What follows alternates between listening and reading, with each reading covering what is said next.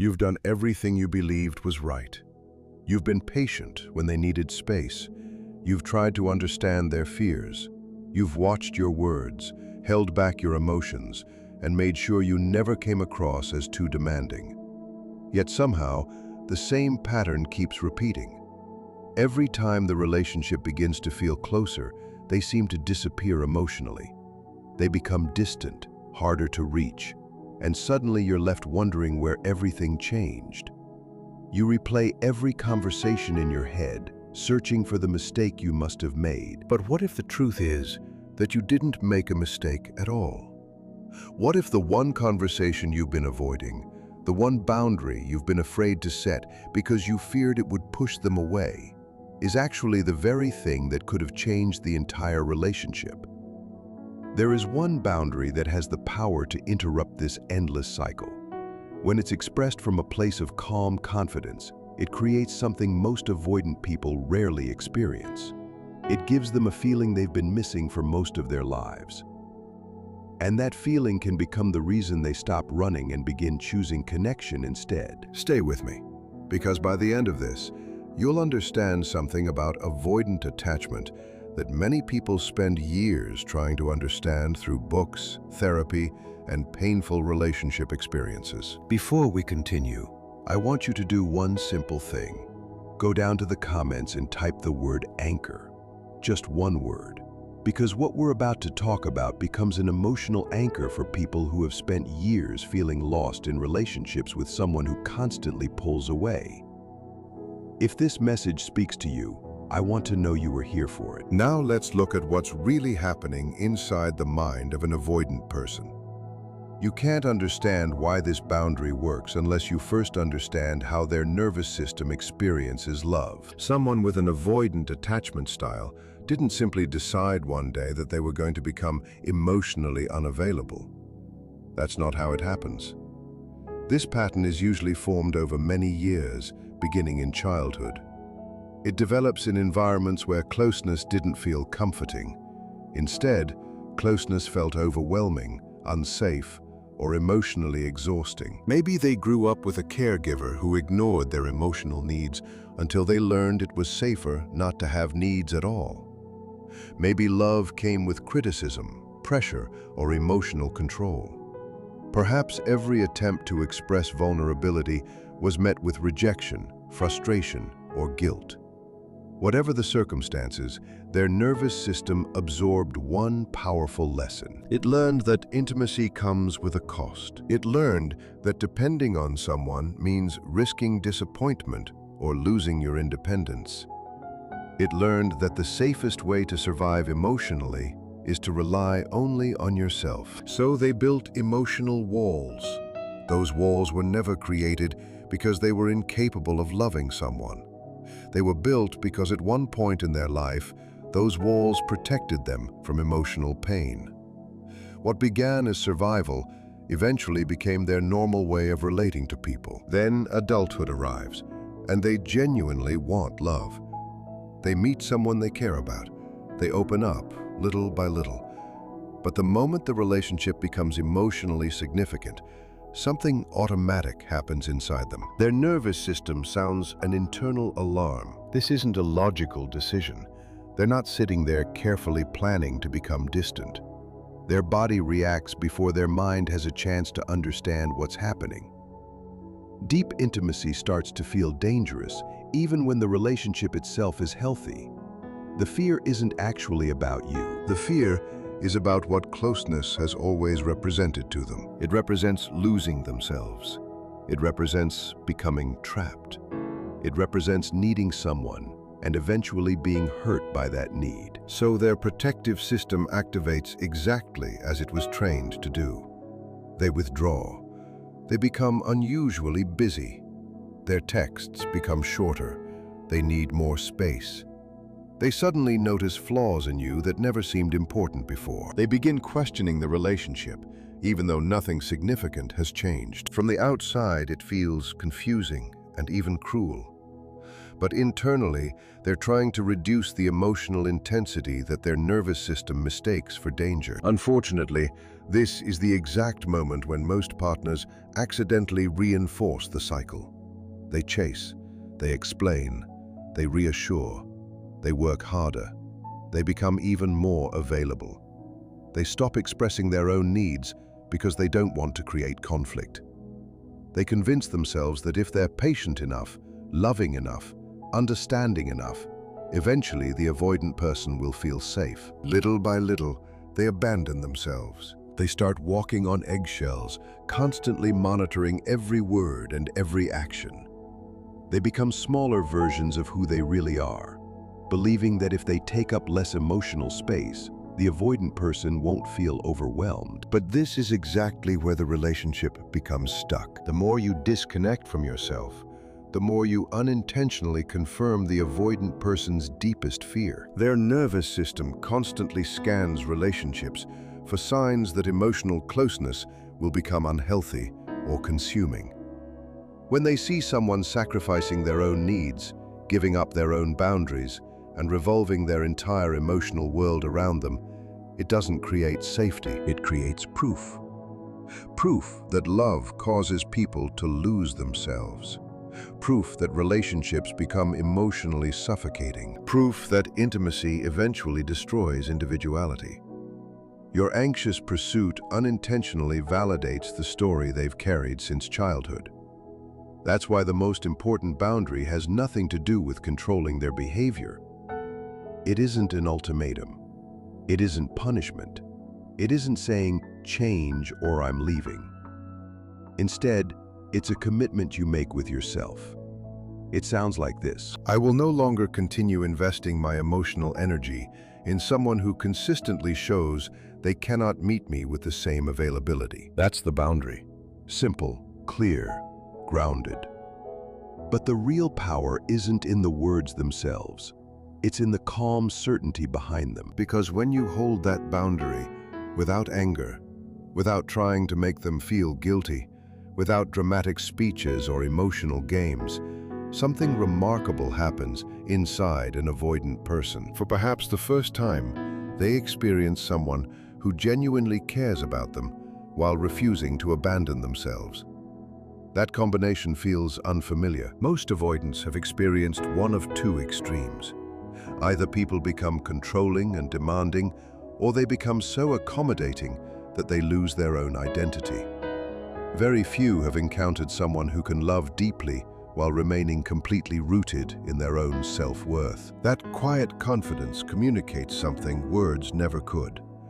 It says, I care about you, but I also care about myself. I want this relationship, but I don't need to sacrifice who I am to keep it. That kind of emotional stability feels incredibly different. When you stop chasing and peacefully return your attention to your own life, your own goals, your own friendships, and your own emotional well-being, you remove the force that has been maintaining the entire push-pull dynamic. There is no longer constant pursuit for them to escape. Nothing is pushing against their instinct to create distance. And in that silence, something unexpected begins to happen. Instead of feeling relieved by the space, they're finally left alone with their own emotions. For the first time, they don't just experience the comfort of distance, they begin to experience the absence of someone who respected both them and themselves. That's where everything starts to shift. That's the moment their usual pattern no longer works. And that's often the first real opportunity for genuine emotional awareness to begin. Most people never make it to that turning point, because the moment they notice an avoidant pulling away, they panic. The discomfort becomes unbearable, so they immediately reach out again. They send another message, ask for reassurance, or try to repair something that isn't actually broken. The cycle starts all over again. The avoidant creates distance. The anxious partner closes the gap. The avoidant retreats even further. The anxious partner chases harder. Around and around it goes until one person walks away emotionally drained, or the relationship collapses under the weight of the same repeated pattern. But this is where an important misunderstanding needs to be cleared up. This boundary is not a trick. It isn't reverse psychology. It isn't something you do to make an avoidant miss you. If your real intention is secretly hoping that stepping back will force them to chase you, you've already missed the point. That approach rarely works because avoidant people are incredibly sensitive to emotional inconsistency. Long before they learn to protect themselves by creating distance, they learn to read people's emotions with remarkable accuracy. As children, many of them had no choice. Their emotional safety depended on noticing subtle shifts in the moods of the adults around them. They became experts at detecting hidden motives and unspoken expectations. That's why they often sense when someone is acting rather than genuinely changing. If your silence is only a performance, they'll usually feel it. If your distance is simply another strategy to regain control, they'll recognize the emotional pressure underneath it, and instead of creating safety, it confirms one of their deepest beliefs, that love always comes with conditions, hidden agendas, and emotional manipulation. The only boundary that creates real change is the one that comes from genuine self-respect. It's the moment you honestly admit to yourself that continuing to invest in someone who cannot consistently meet you is hurting you. It's the moment you stop pretending that endless patience will eventually fix the relationship. It's the moment you recognize that your love deserves to be received instead of constantly proving its worth. When that realization is real, everything about your energy changes. You aren't becoming cold. You aren't trying to punish them. You're simply choosing not to abandon yourself anymore. Ironically, that's one of the safest and most attractive things an avoidant person can experience. Now let's bring this into everyday life, because understanding the theory is one thing, but living it is something entirely different. Imagine you notice the familiar signs. Their replies become slower. The warmth disappears. Conversations become brief and distant. They seem distracted, irritated, or emotionally unavailable. Immediately, your mind wants answers. You want to ask what happened. You want reassurance. You want to bring back the version of them that felt loving only a few days ago. This is usually where the cycle begins. But instead of reacting automatically, you pause.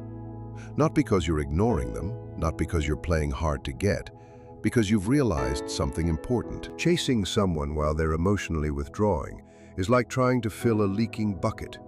No matter how much effort you pour into it, the emptiness remains. So instead of investing that energy into monitoring their behavior, you invest it back into your own life. You call someone who genuinely supports you. You exercise. You return to hobbies you've neglected. You focus on work that gives you purpose. You spend time rebuilding the parts of yourself that slowly disappeared while trying to hold the relationship together. Most importantly, you allow yourself to feel the anxiety without letting it control your actions. You experience the fear without obeying it. And something unexpected begins to happen. Your emotional state starts improving. Not because they've suddenly changed, not because the relationship is magically fixed, but because you've stopped leaving yourself every time someone else became unavailable. You're finally becoming the safe place you've been searching for in someone else. At the same time, something different begins happening on their side. The distance they've created no longer feels familiar. Usually, when they withdraw, you're right behind them, trying to close the gap. Your pursuit gives them something to resist. But this time, nothing is pushing against them. The silence carries a completely different feeling. Instead of relief, they begin experiencing absence. Instead of escaping pressure, they're confronted with genuine loss. Perhaps for the very first time, they actually feel what life is like without your constant emotional availability. That creates a question they've rarely had to ask themselves. Instead of wondering how to create even more distance, they begin wondering why your absence feels different this time. That question matters. It's often the first crack in the emotional wall they've spent years building. Now let's be honest, because honesty is more valuable than false hope. Will every avoidant person come back after you stop chasing? No. Will every avoidant suddenly become emotionally secure? Also no. Some people will simply continue moving away. They'll choose distance because they're still unwilling or unable to face the work required for genuine intimacy. If that happens, it doesn't mean your boundary failed. It doesn't mean you weren't enough. It simply tells you something essential. It tells you this person wasn't capable of meeting you where you deserve to be met. That truth hurts. Sometimes it hurts deeply. But it's also clarity. And clarity, even when painful, is healthier than years of confusion. The avoidant people who do return usually aren't responding to your absence alone. They're responding to what your boundary revealed. For the first time, they experienced someone who valued themselves as much as they valued the relationship. They saw that your love wasn't desperate. It wasn't dependent. It wasn't built on losing yourself to keep them. They realized your presence was freely given, not endlessly available, regardless of how they treated it. That realization changes something profound. It shows them that love doesn't have to erase individuality. That closeness doesn't automatically lead to suffocation. That intimacy can exist alongside healthy independence. And that's the true purpose of this boundary. It isn't designed to make someone stay. It's designed to demonstrate what emotional security actually looks like. It offers them an experience they may have never known before. A relationship where love is steady instead of chaotic, calm instead of desperate, and rooted in mutual respect instead of fear. Its message is beautifully simple. I deeply care about you, but my well-being doesn't depend on whether you choose me. For someone whose nervous system has spent years believing that every relationship ends in either abandonment or emotional engulfment, that message can completely reshape what's possible. There's another layer to all of this that often gets ignored, and it's one of the most important pieces: your own healing. Because this boundary cannot come from an unhealed place if you expect it to carry its full power. If you're secretly hoping it will finally fix them, your energy will reveal that hope. If you're acting from months or years of buried resentment, your words will carry tension, even if you speak calmly. Avoidant people often detect that emotional pressure immediately. Instead of feeling safe, they'll experience it as another reason to protect themselves. Real boundaries don't come from anger. They come from peace. They come from the quiet understanding that you would rather lose a relationship than lose yourself inside one. That isn't something you pretend to believe. It's something you slowly grow into through your own healing. Eventually, you begin asking yourself difficult but necessary questions. Why have I been fighting so hard for someone who keeps moving away? Why does emotional unavailability feel so familiar? Why does uncertainty feel more exciting than consistency? If you're willing to answer those questions honestly, you'll probably discover that this story didn't begin with your partner. It began much earlier. Sometimes we're not chasing the person in front of us. We're chasing the love we never fully received growing up. We're trying to finally earn the consistency that was missing from childhood. We convince ourselves that if we love enough, wait long enough, or sacrifice enough, this time the ending will be different. But that old wound can never be healed by repeating it. That's why this boundary isn't only about the avoidant person. It's about breaking your own pattern. It's about refusing to relive yesterday's pain inside today's relationship. And when you truly heal that part of yourself, something remarkable happens. You stop feeling drawn toward emotional unavailability. People who once seemed mysterious and irresistible begin to feel emotionally exhausting. Meanwhile, people who are dependable, emotionally present, honest and consistent no longer feel boring. They finally feel safe. And that's when everything changes, not only in this relationship, but in every relationship you choose from that moment forward. That change inside your own nervous system is one of the greatest gifts you can ever give yourself. Everything begins with this single decision. But before we finish, it's just as important to understand what this boundary is not, because many people misunderstand it and accidentally recreate the same painful cycle they're trying to escape. This boundary is not making dramatic threats you have no intention of following through on. Don't tell them you're leaving unless you've genuinely reached that decision. Nothing creates more instability than promises that collapse the moment emotions get overwhelming. An avoidant person's nervous system is already searching for evidence that relationships are unpredictable. If you announce you're done, only to return a day later because the silence became unbearable, you've unintentionally reinforced that belief. Your words lose their reliability, and when your words stop feeling dependable, the relationship feels even less safe to them. That's why your actions must match what you say. If you decide, I'm no longer going to keep reaching out while they're emotionally unavailable, then let that be true.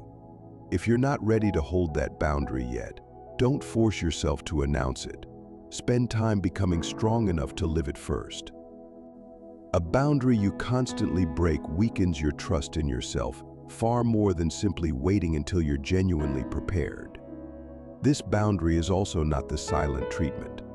There is an enormous difference between stepping back because you need to protect your own emotional well-being and withdrawing because you want someone else to suffer. One comes from self-respect. The other comes from control.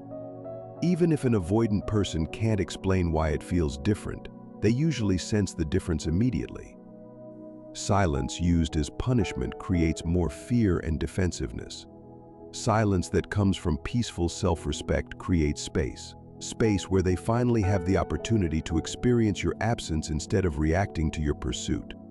It also doesn't require you to become emotionally cold. You don't have to pretend you no longer care. You don't have to become distant, sarcastic, or emotionally unavailable yourself. You can still be compassionate. You can still genuinely wish them well. You can still carry love for them in your heart.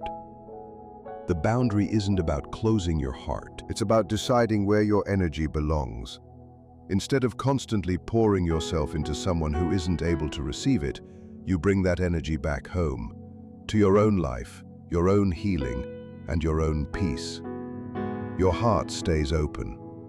It simply stops living somewhere that isn't welcoming it. Another important truth is that this boundary isn't meant to last forever. It isn't a permanent wall designed to keep people out. It's a pause that allows reality to reveal itself. Without endless chasing, without constant rescuing, without sacrificing yourself, the relationship finally has room to show you what it actually is. Either the avoidant person begins moving toward you with genuine effort, emotional responsibility, and consistent action, or they don't. Both outcomes give you something valuable. They give you clarity. And clarity is infinitely healthier than living in endless uncertainty. Even if the answer hurts, it allows you to move forward. Remaining trapped in the same cycle year after year hurts far more than facing the truth. Forward movement, even when painful, always creates the possibility of healing. Staying stuck only repeats the wound. If there's one message I hope stays with you after everything we've talked about, let it be this: you are not the problem. Your ability to love deeply is not the problem. Wanting consistency, affection, emotional safety, and mutual effort does not make you needy. It makes you human. The pain came from repeatedly offering that love to someone whose protective system struggled to receive it, not because your love lacked value, but because their nervous system was built to defend itself against the very closeness you were offering. That doesn't make them evil. It doesn't make them heartless. It makes them someone carrying unresolved survival strategies from long ago. Their behaviors deserve understanding. Their wounds deserve compassion. But compassion should never require self-abandonment. Understanding another person's pain does not mean accepting endless pain yourself. Loving someone does not mean endlessly waiting while your own emotional needs go unmet. You are allowed to care deeply about someone's struggles while also recognizing that you cannot continue sacrificing your own peace to compensate for them. Those truths are not opposites. They can exist together. You can look at someone and honestly say, "I understand why you became this way. I truly care about what you've been through. And I also know I can't continue disappearing in order to keep this relationship alive." That isn't selfish. That's emotional maturity. That is what this boundary really represents. It's the ability to hold compassion and self-respect at the same time. It says, "I see your wounds. I respect your journey. But I won't keep shrinking myself while you decide whether you're ready to meet me with the same commitment." That changes everything.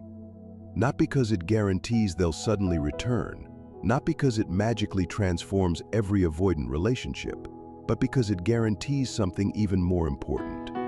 No matter how this story ends, you won't lose yourself trying to save it. You'll know that you remain true to your own value. You'll know that you stopped abandoning yourself every time someone else became emotionally unavailable. You'll know that when no one else could hold your hand, you learned how to hold your own. And that is the moment the cycle finally begins to break. So take a deep breath and let this settle. You don't have to master it overnight. You don't have to be perfect. Real healing happens one decision at a time.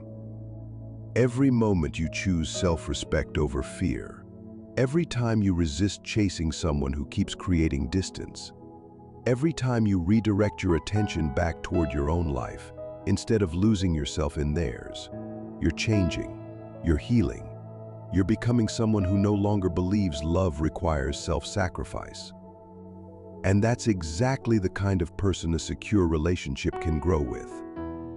Maybe the avoidant in your life eventually chooses to do their own healing and meets you there. Maybe your future belongs with someone entirely different. You cannot control which path unfolds, but you can control the person you're becoming. And if you continue choosing yourself with honesty, compassion, and consistency, you'll be ready for healthy love whenever it arrives.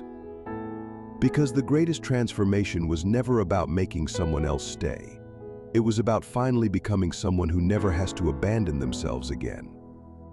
And once that happens, every relationship you build from that point forward begins on completely different ground.